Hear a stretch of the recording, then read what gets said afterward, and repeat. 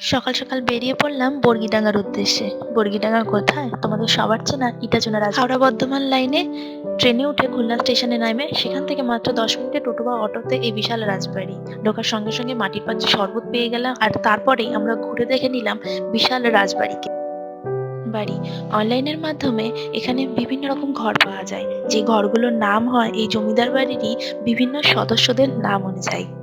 ঠিক যেমন আমরা থাকতে পেরেছিলাম জমিদার বাবুর বাবা মায়ের চারিদিকে এই সবুজে ঘেরা, আর একদিনের জন্য জমিদার বাড়িতে থাকার মজাই আলাদা। যদিও এই থাকার জায়গাটা মূল প্রাসাদের মধ্যে পড়ে না, মূল প্রাসাদের ঠিক ডান পাশের কোণার দিকে এই মূল জায়গাটা করা হয়েছে, যেখানে কিনা অসম্ভব সুন্দর দৃশ্য আছে। জমিদার বাড়িতে ঢোকার পরে সঙ্গে সঙ্গেই আমরা চলে গেলাম জমিদার বাড়ির বিশাল এই ডাইনিং এরিয়া, আর আমরা অর্ডার করেছিলাম মাটন থালি। সত্যি বলতে রান্নার কোয়ালিটি আমার খুব একটা ভালো লাগেনি, কেমন যেন মিষ্টি মিষ্টি স্বাদের ছিল, কিন্তু খিদের পেটে পুরোটাই প্রায় খেয়ে নিয়েছিলাম।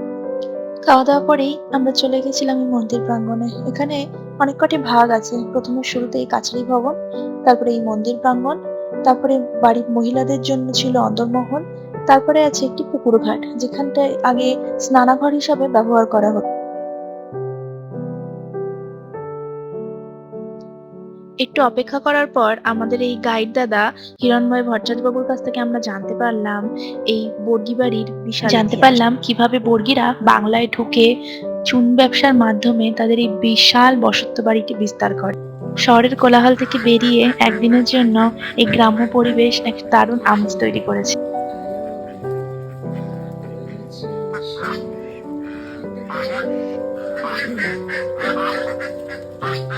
এই রাজবাড়ি বা জমিদার বাড়িতে বিভিন্ন সিনেমা শুটিং হয়েছে, যেমন লুটেরা, গয়নার বাক্স, আরো কত কি।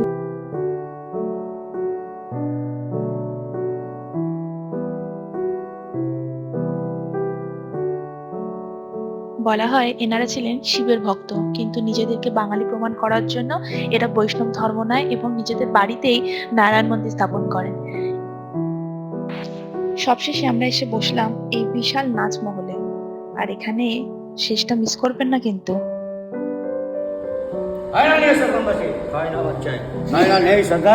ভুলভুলিতে খেয়ে নিয়েছে। তোমাদের বাঙালি লোকের একটাই কথা, ভুলভুলিতে খেয়ে নিয়েছে। আমি যেমন 2000 কিলোমিটার দূর থেকে আসছি, কি বলছে, ধোকা ঘুমিয়ে পড়, নাহলে বর্গি হয়ে যাবে। মনে পড়ে ধোকা ঘুমালে পড়ার জন্য বর্গি এলো দেশে, ভুলভুলিতে ধান খাইছে, খাই না। বাংলার মাটি হয়েছে স্বর্গ, বর্গি চলে গেছে, সব নেই। অন্ধ সমাজ দোষ দিয়ে বলে কিনা বর্গির কোনো দোষ নেই।